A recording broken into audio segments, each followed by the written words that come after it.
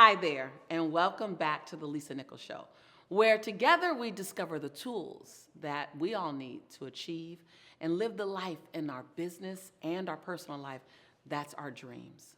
I'm so excited to be with you today because today we're going to talk about the 3 myths about abundance.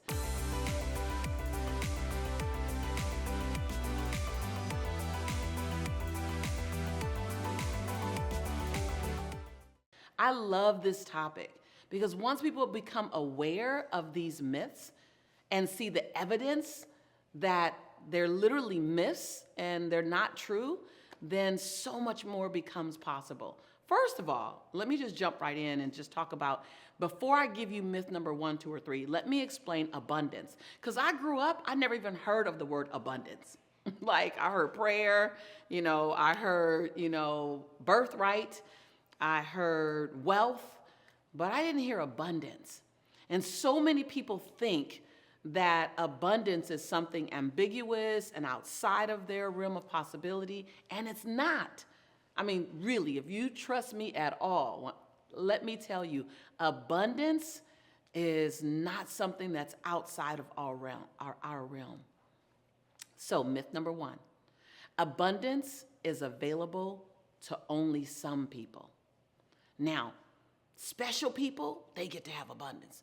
Those people over there, that select few, the people that look like that, who come from that family, or who have that certain skin tone or that background, they get to have abundance, but not people like us, not people like me. That's a myth.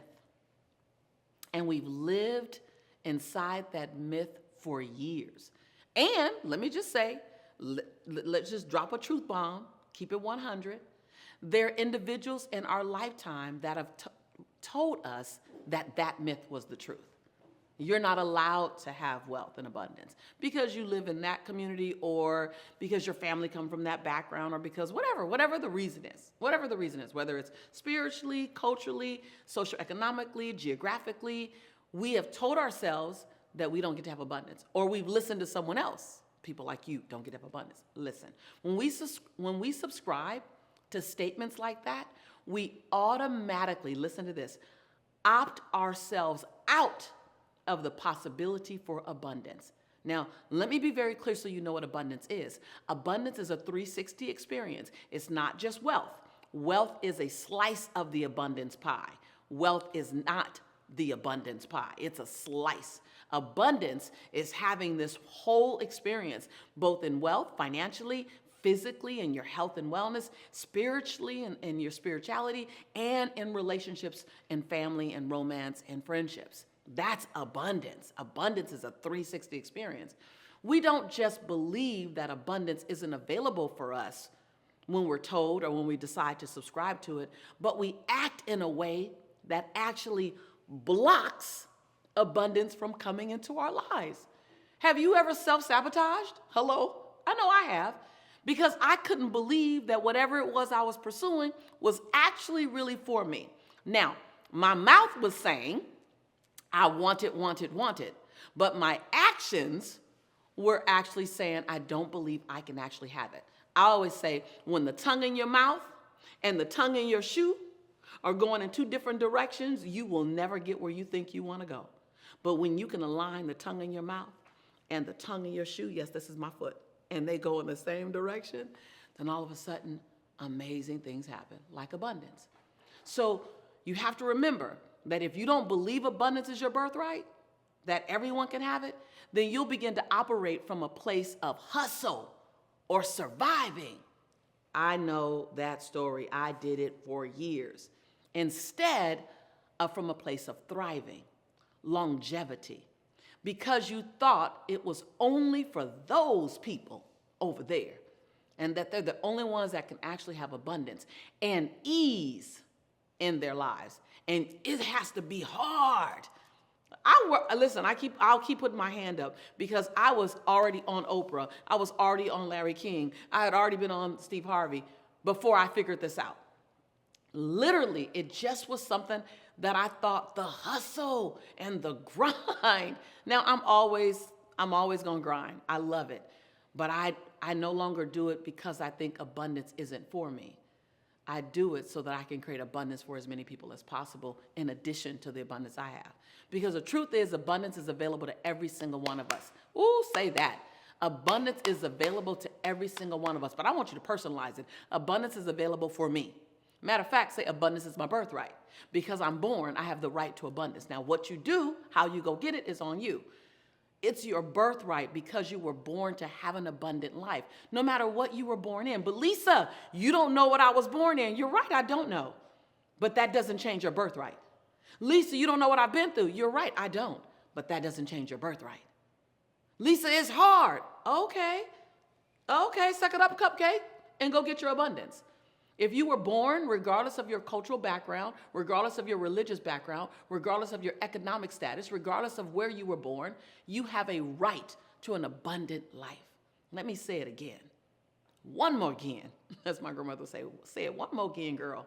Abundance is your birthright. Myth number 2.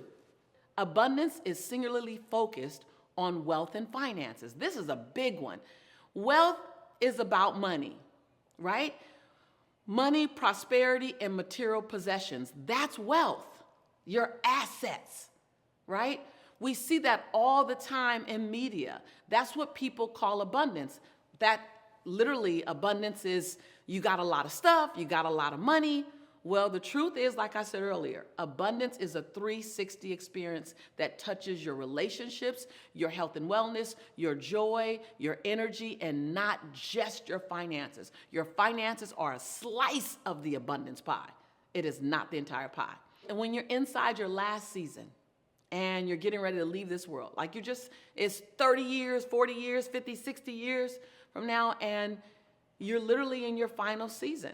I just witnessed it with my grandmother recently. You won't be thinking about the ways you could have made more money in your life. My grandmother never mentioned that. You won't be thinking about how many more houses you could have bought or how many more pieces of possession you could own. You're going to be thinking about the people and the experiences that made you feel alive. I remember sitting next to my grandmother, and I interviewed my grandmother. And I recorded my interviews because she is a hoot.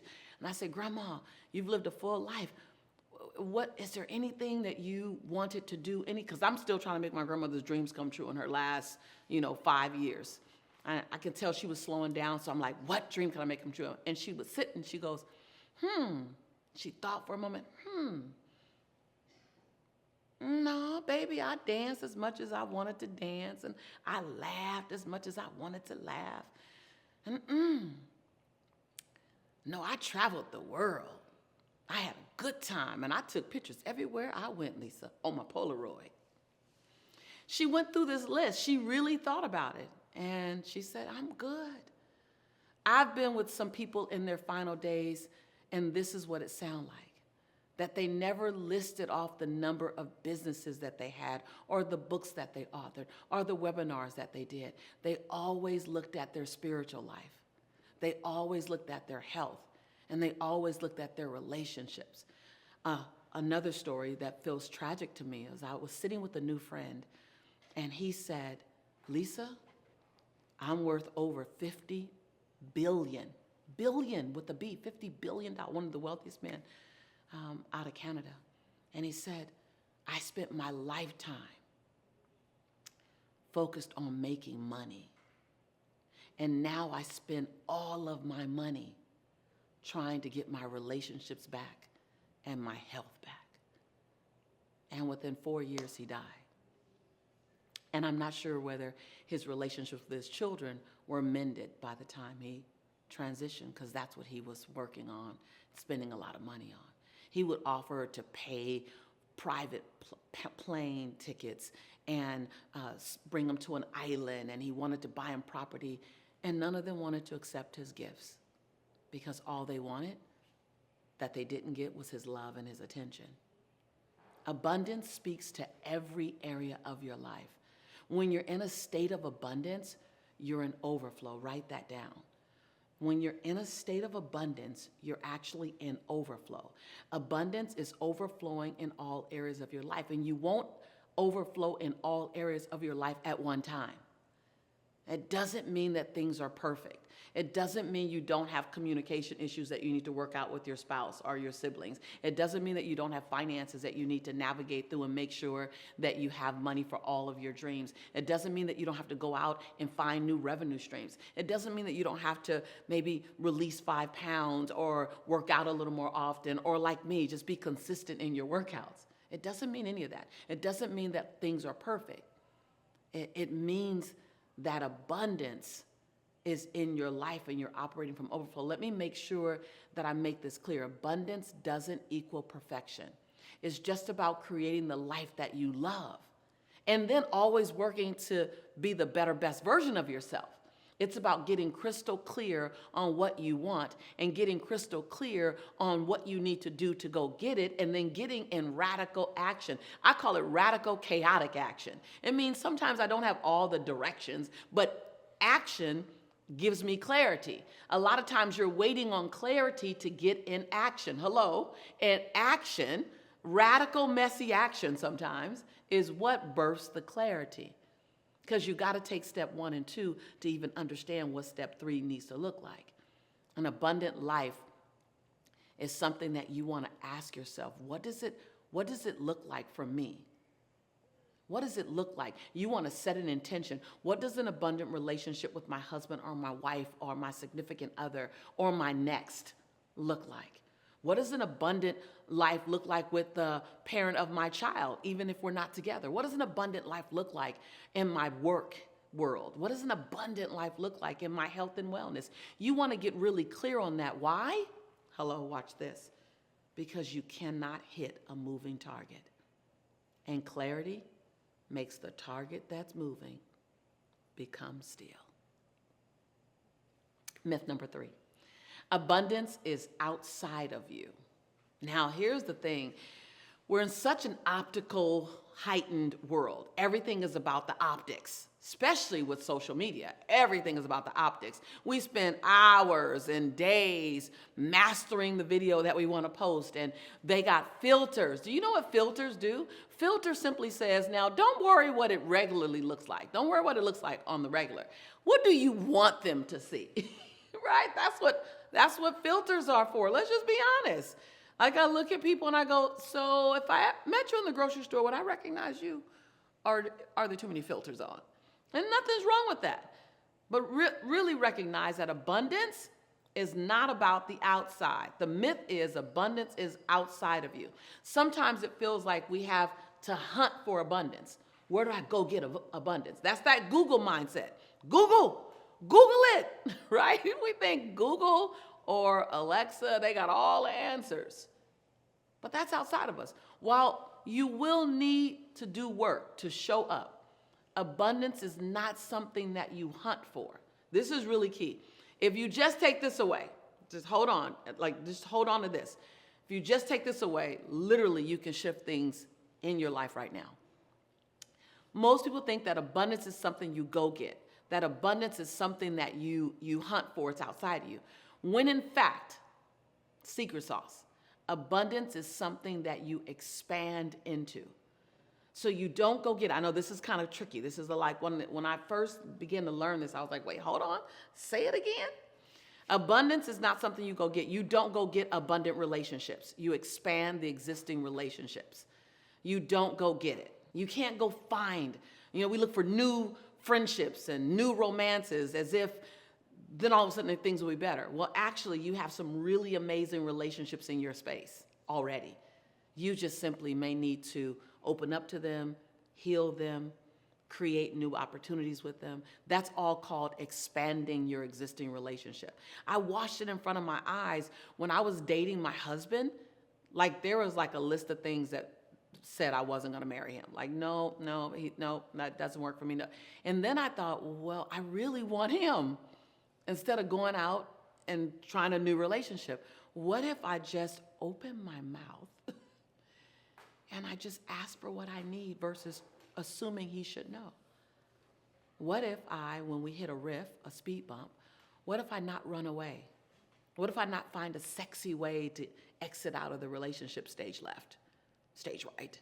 What if I be willing to have a courageous conversation with him to clean up what doesn't feel good and set an intention on how it could get better and then do the work. What if? I saw in front of my eyes, literally over the course of 14 months during the pandemic. So we had all this pressure of having to stay so close together, which worked for us. I saw how you can navigate and expand a relationship. Within 14 months, literally, the list that I said was the reason why I would not marry him was replaced by a list of why I knew he was my husband. And I just prayed, okay, just ask me. I'm so down. I'm so gonna say yes. And then he asked. But it was a relationship that literally expanded because I invested into the relationship to expand it. You take ordinary relationships and you invest more time in them, and they become abundant relationships. You listen more intently. You become more compassionate. What I would blame my husband for not being for me, I began to listen to the story of how he grew up and the story of what he had. I'm a touchy-feely, I love you every hour kind of girl. Like, you could tell me I love you every hour and I won't think you've told me enough. And it's not from a need perspective because I woke up whole and complete. I just love love. I love passion. I'm kinesthetic. I love touch, all of that. And my husband, I would judge him for not saying I love you enough, or I'm excited about you. And then in one of my compassionate conversations with him, he shared with me that he didn't hear the word love in his household coming up. So it was just something he didn't hear. When I tell you now, after expanding our relationship, now every time he answers the phone, I call him and he says, hey love, hey lovey, hey wifey, like a whole new person, because there was a relay in communication. You stop judging. I stop judging what they're not giving you, and open up to the possibility through expansion of what it can become. You put down the cell phone and you create and make the relationship that you're in. Put down the social media and invest the time so you get the ROI. You don't get abundant finances. You expand your finances. You're not gonna Google download, how do I create a money bank that just, when I open the door, it deposits money into my front door. It's not gonna happen. You find ways to expand your finances. MIT, write that down, multiple income technology. I teach it in every 3-day training that I teach for businesses. I gotta teach the revenue wheel because the revenue wheel is all the possibility. It may take you 5 years. It may take you 8 years, but guess what? You're gonna get 5 years older anyway. You're gonna get 8 years older anyway. You can expand your finances. Is it gonna be easy? I don't know. I don't think so, but is it worth it? Yeah. You don't get an abundant, healthy body. You grow your knowledge and take actions to expand into a healthier lifestyle. You're not born into a mindset. You're born into a series of mindsets that you get to choose. When you are aware and awake enough like you are right now, because you're listening to this conversation, now anything you were born into, you get to choose it or unchoose it. You get to continue to live in it or you get to unlearn it. And guess what? When you're moving to an abundant life, there's as much to unlearn than there is to learn. Because some of the abundant mindset can't fit into your mind until you let some other things go. Lack, limitation, until you let that go. Then you can hold on. So abundant health exists in your daily choices. I always say your small choices equal your big lifestyle. Abundance is a 360 experience where you expand what you currently have, and then you attract more of it. True abundance creates joy, peace of mind, and happiness. It creates a sense of conviction, passion, and purpose. Abundance is an opportunity literally to expand your life. True abundance allows for personal empowerment, your connection with self, your self-esteem, and your self-awareness. Herein lies in the ability to give yourself 1,000 second chances.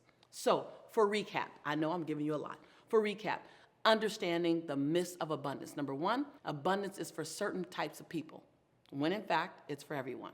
2, that abundance is singularly focused around money and possessions, when in fact, It's a 360 experience having to do with all parts of your life. And myth number 3, abundance is an external thing that's outside of you, when in fact, abundance is all around you right now.